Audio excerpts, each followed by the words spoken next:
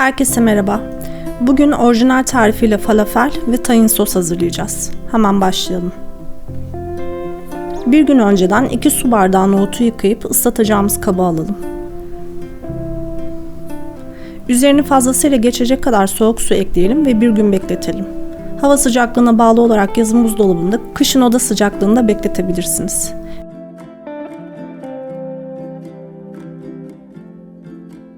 Beklettiğimiz nohutların suyunu süzüp yıkayalım ve doğrayıcıya alalım.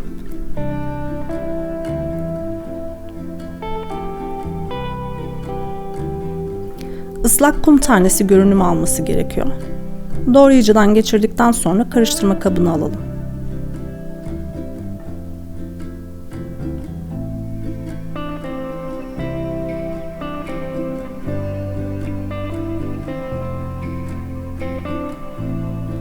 Görünümü bu şekilde olması gerekiyor.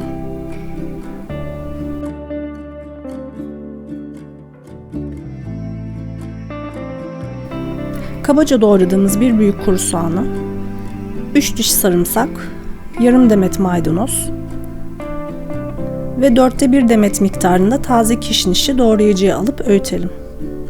Doğrayıcınızın haznesi genişse eğer hepsini nohutlarla birlikte de öğütebilirsiniz. Hepsini karıştırma kabına alıp 1 tatlı kaşığı tuz, 1 çay kaşığı kimyon, 1 çay kaşığı öğütülmüş kişniş, 1 çay kaşığı karabiber, 1 tatlı kaşığı kabartma tozu, 2,5 yemek kaşığı galeta unu veya normal unu ekleyip her şeyi bütünleşinceye kadar karıştıralım.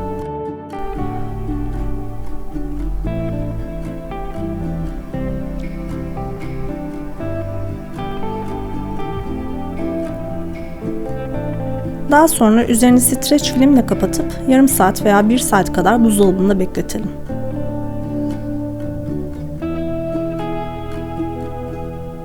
Bu sırada falafelle birlikte tüketeceğimiz tahin sosunu hazırlayalım. 1 su bardağı tahin veya yarım su bardağı da kullanabilirsiniz. 2 veya 3 diş ezilmiş veya rendelenmiş sarımsak ve yarım büyük limonun suyunu karıştırarak ilave edelim.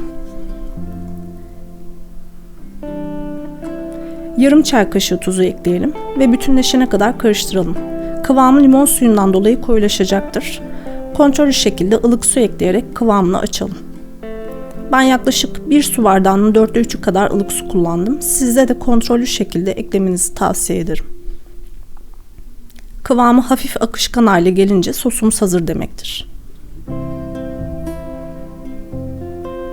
Buzdolabında beklettiğimiz falafel harcını çıkarıp şekillendirmeye geçelim.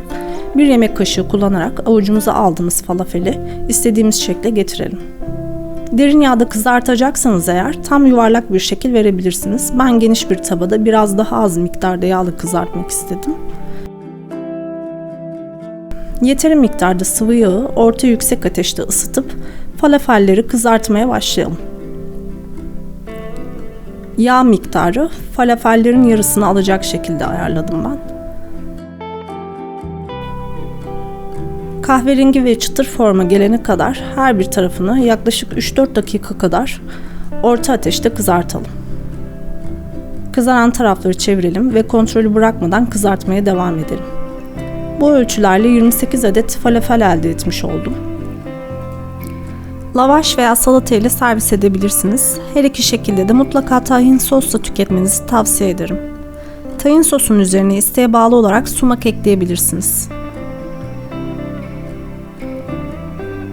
Şimdi size iç kısmını göstermek istiyorum.